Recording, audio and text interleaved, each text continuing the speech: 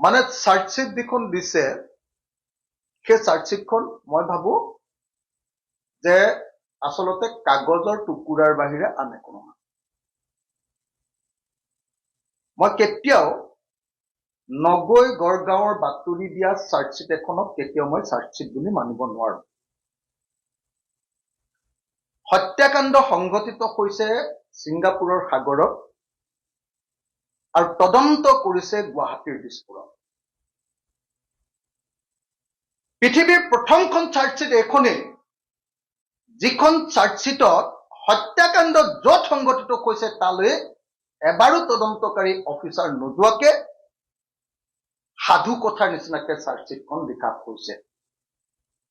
গতিকে নগৈ গড়গাঁৱৰ বাতৰি দিয়া, প্লেচ অফ অকাৰেন্সত তদন্ত নকৰা চাৰ্জশ্বিট তাৰ কোনো মূল্য থাকিব নোৱাৰে আৰু সেই চাৰ্জশ্বিটে কেতিয়াও দোষী সাব্যস্ত কৰিব নোৱাৰে। নাম্বাৰ 1। নাম্বাৰ 2, আপোনালোকে সকলোৱে জানে যে যেতিয়া হত্যাকাণ্ড হয় তেতিয়াহ'লে অভিযুক্তক ধৰি লৈ হত্যাকাণ্ড হোৱা ঠাইডোখৰলৈ লৈ যোৱা হয়। হত্যাকাণ্ড হোৱা ঠাইডোখৰত গৈ অভিযুক্তক কেনেকে হত্যাকাণ্ড সংঘটিত কৰিলে তাৰ চিনটো ক্ৰিয়েট কৰিবলগীয়া হয়। ইয়াক কোৱা হয় ৰিক্ৰিয়েশ্যন অফ দ্য চিন। ৰিক্ৰিয়েশ্যন অফ দ্য চিন। এই যে চিনটো ৰিক্ৰিয়েট কৰে, সেই কামটো নকৰাকে ভাৰতবৰ্ষৰ ইতিহাসত কেতিয়াও কোনো হত্যাকাণ্ডৰ এতিয়ালৈকে চাৰ্জশ্বিট দিয়া নাই। এইটোৱে হ'ল প্ৰথম হত্যাকাণ্ড য'ত ঘটনালৈ নোযোৱাকৈ, ঘটনাত গৈ চিনটো ৰিক্ৰিয়েট নকৰাকৈ আৰু ঘটনালৈ গৈ স্কেচ পেড নোহোৱাকৈ প্ৰথমবাৰৰ কাৰণে অসমৰ ভাৰতৰ ইতিহাসত চাৰ্জশ্বিট দিয়া হৈছে। গতিকে এই চাৰ্জশ্বিটৰ কোনো মূল্য নাই। তৃতীয় কথাটো হ'ল, আগতে মুখ্যমন্ত্ৰীয়ে এইবিলাক কথা অস্বীকাৰ কৰি আছিলে, কালিতো ঘোষণা কৰি দিলে। আপোনালোকে নিশ্চয় দেখিছে। মই কৈছিলো, মুখ্যমন্ত্ৰীক মই দুটা কথা কৈছিলো। 1 নম্বৰ কথাটো কৈছিলো যে জুবিন গাৰ্গৰ মৃত্যু যিহেতু বিদেশত হৈছে, গতিকে এই তদন্তৰ কাৰণে প্ৰিভিয়াছ চেংচন মানে পূৰ্ব অনুমতি আনিব লাগিব কেন্দ্ৰীয় চৰকাৰৰ পৰা। প্ৰথমতে এওঁলোকে মাথা মুণ্ডই গম পোৱা নাছিলে।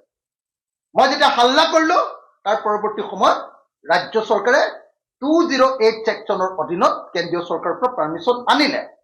লাজকৈ অসমৰ মুখ্যমন্ত্ৰীয়ে ক'লে যে জুবিন গাৰ্গৰ জন্মৰ দিনাই আমি পাৰ্মিশ্যন পালো তদন্ত কৰিবলৈ। আপোনালোকৰ মনত নিশ্চয় আছে। দ্বিতীয় যিটো কথা মই বাৰম্বাৰ কৈ আছো যে BNSS 2024ৰ 112 নম্বৰ অনুচ্ছেদ অনুসৰি যদি বিদেশত হত্যাকাণ্ড সংঘটিত হয়, বিদেশত যদি কেছটো হয় আৰু তদন্ত যদি আমাৰ দেশত কৰিবলগীয়া হয়, তেতিয়াহ'লে কোৰ্টৰ জৰিয়তে লেটাৰ্ছ ৰেগুটৰী বা লেটাৰ অফ ৰিকুৱেষ্ট আমাৰ কোৰ্টৰ জৰিয়তে সেই দেশৰ কোৰ্টলৈ পঠিয়াব লাগিব, নহ'লে সেই দেশৰ কম্পিটেণ্ট অথৰিটিলৈ পঠিয়াব লাগিব। মাদ্ৰাজ হাইকোৰ্টে কৈছে যে যদি সেই লেটাৰ্ছ ৰেগুটৰী নপঠিয়াই, অৰ্থাৎ কোৰ্টৰ জৰিয়তে কাগজ নপঠিয়াই, তেতিয়াহ'লে সেই বিদেশৰ পৰা যদি তথ্যও আহে, সেই তথ্যবিলাক, সেই সাক্ষ্য আৰু সেই ষ্টেটমেণ্ট কোৰ্টত ইনএডমিছিবল হ'ব। সেইটো কোৰ্টে গ্ৰহণ নকৰে। কালি মুখ্যমন্ত্ৰীয়ে কি ক'লে আপোনালোকৰ মনত আছে? কালি মুখ্যমন্ত্ৰীয়ে স্পষ্টকে ক'লে, বোলে আমি চাৰ্জশ্বিটখন এনেকে বনাইছো যে যদিহে, ইয়াৰ আগতেতো মুখ্যমন্ত্ৰীয়ে মোক বিধানসভাত কি বুলি কৈছিলে? বিধানসভাত কৈছিলে যে এনেকে কোৰ্টৰ জৰিয়তে তথ্য অহাৰ কোনো দৰকাৰ নাই, মাত্ৰ MLAT বা এমলেটৰ জৰিয়তে তথ্য বিদেশৰ পৰা আনিলে কৰিব। কালি আকৌ উল্টাখৰ মাৰি কি বুলি ক'লে যে এমলেটৰ জৰিয়তে অনা তথ্য যদি আমাৰ দেশৰ কোৰ্টে গ্ৰহণো নকৰে, মই কৈ আছো যে গ্ৰহণ নকৰে, ইনএডমিছিবল। যদি গ্ৰহণো নকৰে বোলে, তেতিয়াহ'লে ইয়াত থকা তথ্যৰ ভিত্তিতে এওঁলোকক বোলে ফাঁচি দিব পৰা যাব। মোক এটা কথা কওকচোন, ইয়াত তদন্ত হৈছে অকল ঘটনাটোৰ মটিভৰ ওপৰত। তাৰমানে কি, কিয় হত্যাকাণ্ডটো হ'ল, আগতে ঠিক কৰি লৈছে যে এইটো হত্যাকাণ্ড। কিয় হত্যাকাণ্ডটো হ'ল তাৰ এটা সাধুকথা তৈয়াৰ কৰিবৰ কাৰণে কি কৈছে যে আমুকে ইমান টকা বিহু ফাংচনত পাইছিলে, কিন্তু 12 লাখ টকা পাই আচলতে 7 লাখ টকা দিলে। এই 5 লাখ টকা মৰা কথাটো জুবিন গাৰ্গে গম পাই গৈছিলে, গতিকে এই সম্পত্তিবিলাক এতিয়া ওলাই পৰিবৰ কাৰণে জুবিন গাৰ্গক হত্যা কৰে, হয়নে? সকলোৱে কৈ দিছে ইতিমধ্যে তদন্তকাৰী বিষয়া CM চবে সকলোৱে কথাটো কৈ দিছে এতিয়া মই কৈ দিছো যে 112 নম্বৰ ধাৰাৰ অধীনত লেটাৰ স্ৰোগতৰে যদি নহয় তেতিয়াহ'লে তদন্ত কৰিলে সেই তদন্ত ভেকু ভাওনাৰ বাহিৰে নাটকৰ বাহিৰে আন একো নহয় সেইকাৰণে মই আপোনালোকক স্পষ্টকে কৈ দিছো কেইটা পইণ্ট আপোনালোকক ক'লো আপোনালোকৰ নিশ্চয় মনত ৰৈ গ'ল এটা পইণ্ট মই কৈ দিছো এইটোৱে হ'ল প্ৰথম পৃথিৱীৰ ঘটনা য'ত তদন্তকাৰী বিষয়াই ঘটনাস্থলীলৈ নোযোৱাকৈ তদন্ত কৰিছে এইখন হ'ল প্ৰথম চাৰ্জশ্বিট য'ত আপোনালোকে জানে নিশ্চয় যে প্ৰথম চাৰ্জশ্বিট য'ত ঘটনা ঘটিছে ছিংগাপুৰত তদন্ত কৰিছে দিছপুৰত নগৈ গুৰগাঁৱৰ বাতৰি দিছে এইখন হ'ল প্ৰথম চাৰ্জশ্বিট য'ত বিদেশত ঘটনা ঘটিছে আৰু তাৰ পৰা লেটাৰ স্ৰোগতৰে নিদিয়াকে তথ্য প্ৰমাণ আনিম বুলি কৈছে এতিয়া তথ্য প্ৰমাণ জানিবা আনিলে ছিংগাপুৰৰ পৰা কৈছে যে ছিংগাপুৰ চৰকাৰে দিয়া তথ্যই হৈ যাব আমাৰ আগলৈকে কৈ আছিলে কিন্তু ছিংগাপুৰ চৰকাৰে কৈছে যে জুবিন গাৰ্গৰ মৃত্যুটো হত্যাকাণ্ড নহয় কৈছে নে নাই আপোনালোকে নিশ্চয় জানে যে প্ৰিলিমিনাৰী ৰিপৰ্টত কৈ দিছে there is no' foul play in Zubeen Garg's death কৈ দিছে যদি জুবিন গাৰ্গৰ মৃত্যু হত্যাকাণ্ড নহয় বুলি ছিংগাপুৰ গভৰ্ণমেণ্টে কৈ দিছে এতিয়া ছিংগাপুৰ গভৰ্ণমেণ্টৰ পৰা অনা তথ্যৰ ভিত্তিত আমাৰ ইয়াত কেনেকে জুবিন গাৰ্গৰ ঘটনাটো হত্যাকাণ্ড বুলি প্ৰমাণ কৰিব আপোনালোকে নিজে কওক গতিকে এই কাহিনীটো এটা ভুৱা কাহিনী এটা সাধু কথা আৰু এইটো হ'ল অসমীয়া মানুহক হিমন্ত বিশ্ব শৰ্মা আৰু বিজেপি চৰকাৰে কৰা আটাইতকৈ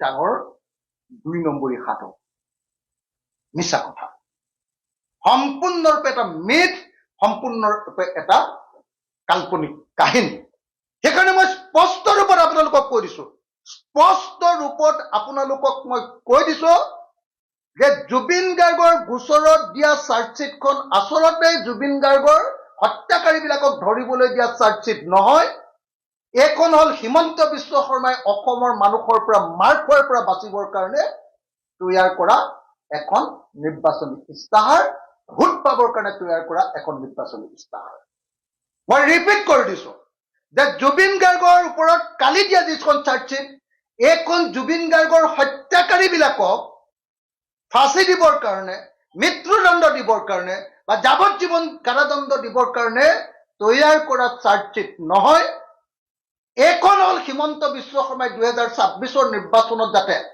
কেম্পেইন কৰিবলৈ যাওঁতে অসমীয়া মানুহে তেওঁক যাতে নিপিটে তাৰ কাৰণে তৈয়াৰ কৰা এটা ডকুমেণ্ট এইখন হ'ল হিমন্ত বিশ্ব শৰ্মাই 2026ৰ নিৰ্বাচনৰ কাৰণে তৈয়াৰ কৰা সাধু কথাৰ এখন কি নিৰ্বাচনী ইস্তাহাৰ যেনেকে বাকী সব কথাবিলাক মিছাকে কৈছিলে বিজেপিয়ে যে 16 মেৰ পাছত বিদেশী খেদিব লাগিব এতিয়া 2026 চনৰ নিৰ্বাচনৰ কাৰণে জুবিন গাৰ্গৰ এই গোটেই ঘটনাটোক মিছা কাহিনী তৈয়াৰ কৰি প্ৰকৃত অৰ্থত দোষীবিলাকক শাস্তি দিবৰ কাৰণে প্ৰকৃত চাৰ্জশ্বিট এখন তৈয়াৰ নকৰি মিছা মিছা কাহিনী এটা তৈয়াৰ কৰি আমাৰ মানুহক এনেকে কৰিবলৈ সেইকাৰণে মই অতি স্পষ্টভাৱে কৈ দিছো আৰু অসমীয়া মানুহক মই সোঁৱৰাই দিছো প্ৰত্যেকজন অসমীয়া মানুহক সোঁৱৰাই দিছো এইটোৱে মোৰ জুবিন গাৰ্গৰ হত্যাকাণ্ড বা চাৰ্জশ্বিট সম্পৰ্কে মোৰ শেষটো বক্তব্য মোৰ ফাইনেল চূড়ান্ত বক্তব্য এই চূড়ান্ত বক্তব্যৰ জৰিয়তে মই প্ৰত্যেকজন অসমীয়া মানুহক জনাই দিছো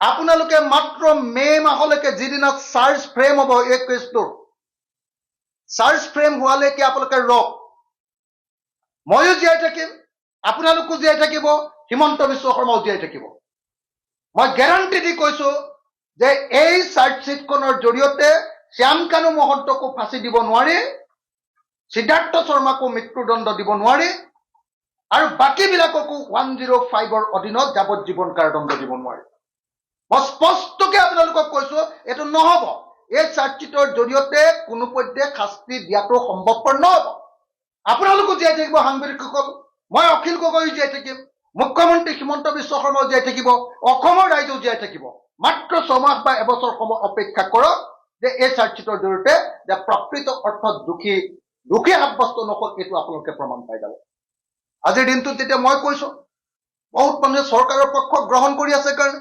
হিমন্ত বিশ্ব শৰ্মালৈ ভয় কৰে কাৰণে এতিয়া মানুহবিলাকে সঁচা কথাটো ক'বলৈ ভয় কৰি আছে মই মাত্ৰ মানুহ যি সঁচা কথাটো ক'বলৈ ভয় নকৰো আৰু সেই কাৰণে স্পষ্টকৈ কৈছো যে এইখন চাৰ্জশ্বিট নহয়, এইখন 2026 চনৰ বিজেপি চৰকাৰৰ নিৰ্বাচনী ইস্তাহাৰ।